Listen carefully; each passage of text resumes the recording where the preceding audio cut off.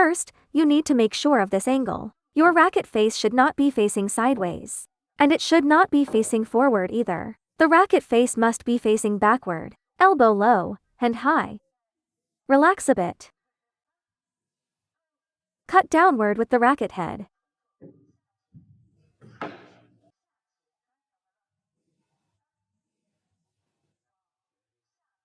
Bring the racket head down. If you push like this, it has no effect. Why does my ball feel so uncomfortable for him to loop? Because the ball curves, I'm borrowing his spin.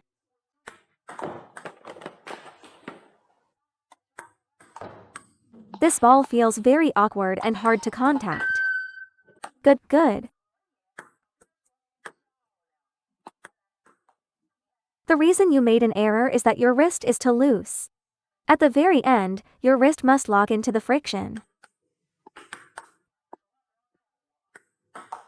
Yes, good.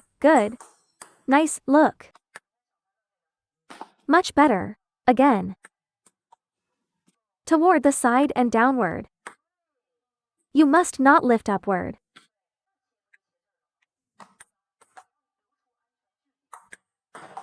Nice, lower your center of gravity.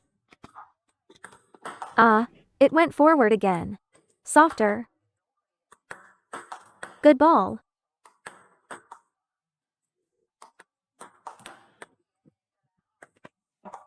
The friction motion should be small. Your wrist is swinging too much. Right, it's a short explosive force. Everyone should learn from this, don't be so stiff. Pushing is not a power-based stroke. You need to contain the force. It's like Tai Chi.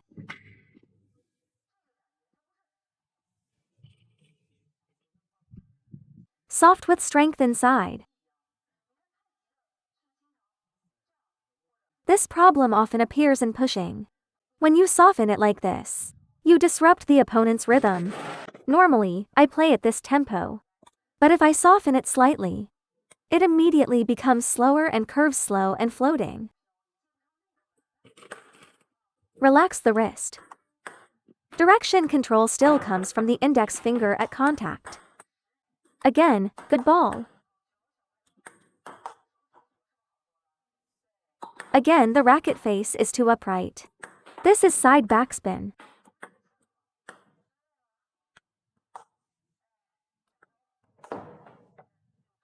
Focus on friction.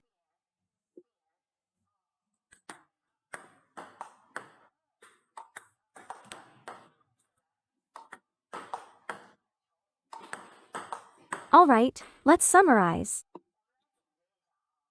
When pushing this type of ball, you must open the wrist. Meaning the racket face must face backward. It must not face sideways or forward. Second, at the moment of contact, the racket head points slightly downward. Do not push straight through. Watch how the wrist pushes forward slightly. See the wrist push. This makes the ball trajectory deceptive. What happened? Yes, make the motion even smaller. Otherwise the opponent can read it. The motion must be small and compact.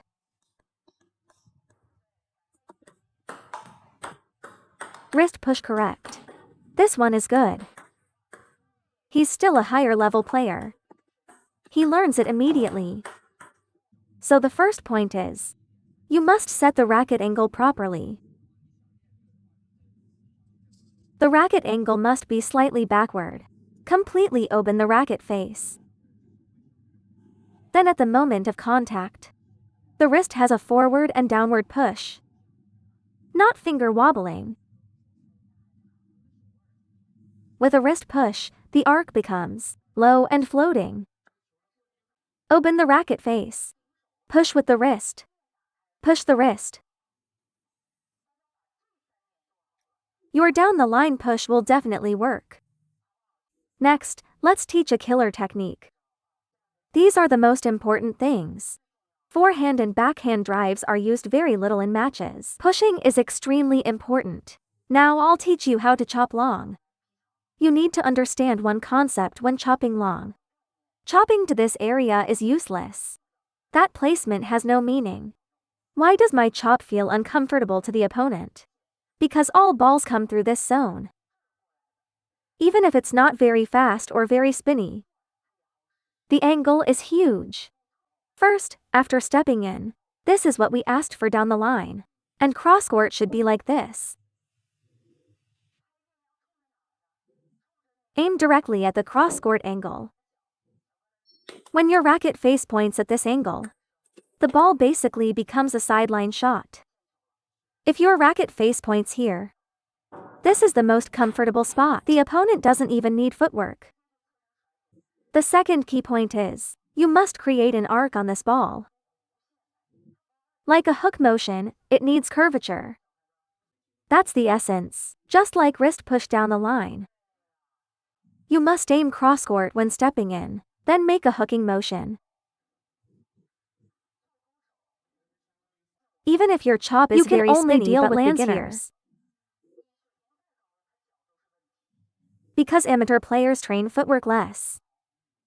You must move the opponent. This placement is better than that one. The ball doesn't need heavy spin. But you must place it precisely. And it doesn't need a hard wrist push. You can't push it high means slow and no threat. Make a hooking wrist motion. If you don't hook and try to push it there, once you add power, it goes out.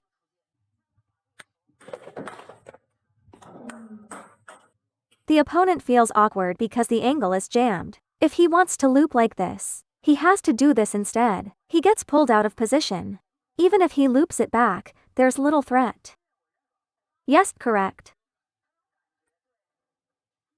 Hook and brush.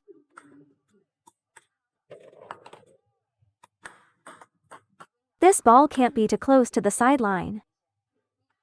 Otherwise he can step in and flick. It must be long near the sideline. Only then can it hold him down. It can't be too short. If it's short, he can go around the angle and contact the ball here. With a long ball, he can't bypass the angle. He can only loop like this. He gets pinned. Closer to the sideline is not always better. Good ball. Nice stop. Because your hooking motion is good, you learn quickly. Yes, hook and brush. Let me show the down the line version again. Down the line is open face with wrist push, right? Cross court is hooking and brushing the side. Much more effective than the straight push. This works for both side spin topspin and side spin backspin. Some people ask, can I push against left side spin serves? Borrowing the spin makes friction easier. Look at the incoming ball. Left side spin naturally curves this way. You just follow the spin and guide it back. Aren't the uncomfortable placements right here? Or here? Once you control this area, the farthest point from your body, all other balls become easier.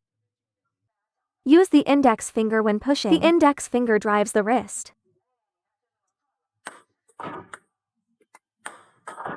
That creates spin. Second, when facing very heavy spin, use the butt of the racket to gauge.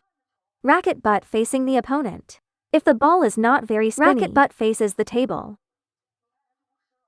Direction must be clearly defined. Third, for down the line pushes, the racket face must face backward. It doesn't need to be exaggerated. Push with the wrist. This side cut ball is like throwing a hook. The racket face must first aim toward the cross court. Brush it, don't push it. If the incoming ball has heavy spin, you brush it flatter. If the ball has little spin, make the racket more upright.